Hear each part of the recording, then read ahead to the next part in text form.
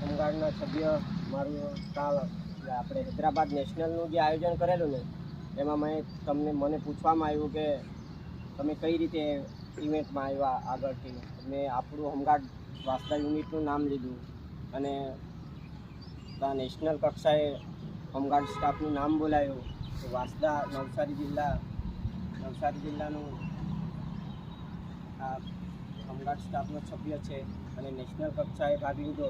All ઇન્ડિયાનો અમારે જે event રમાઈ હતી એમાં હોમગાર્ડ સ્ટાફનું નામ બોલાયું હતું. 200 મીટરમાં હું ભાગ લીધેલો હતો. એમાં મારો નંબર આવ્યો અને મેડલ આપ્યા. મારા સ્ટાફને ખૂબ ખૂબ આભાર માનું છું.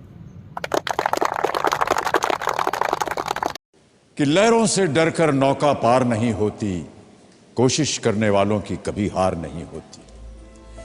नन्ही चींटी जब दाना लेकर चलती है, चढ़ती दीवारों पर 100 बार फिसलती है. मन का विश्वास रगों में साहस भरता है. चढ़कर गिरना, गिरकर चढ़ना न अखरता है. आखिर उसकी मेहनत बेकार नहीं होती, कोशिश करने वालों की कभी हार नहीं होती. વાંસદા હોમગાર્ડ જવાનનું નેશનલ કક્ષાએ ગૌરવ.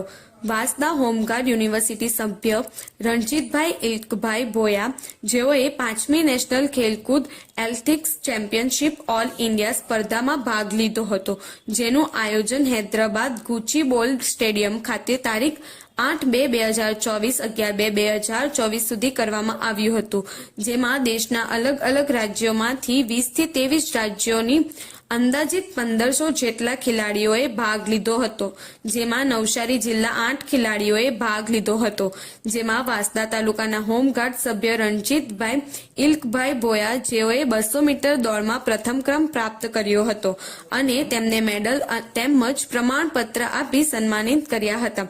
તેમનું ટીમનું નેતૃત્વ વ્યાયામ શિક્ષક ફેરુદુન તથા સિનિયર કોચ તેમજ વાંસદા હોમગાર્ડ યુનિવર્સિટી સ્ટાફ પરિવાર તરફથી ફૂલ આપી અભિનંદન પાઠવ્યું હતું. હાલ રણજીતભાઈ આગળ થાઈલેન્ડ જવા માટે પસંદગી થઈ છે.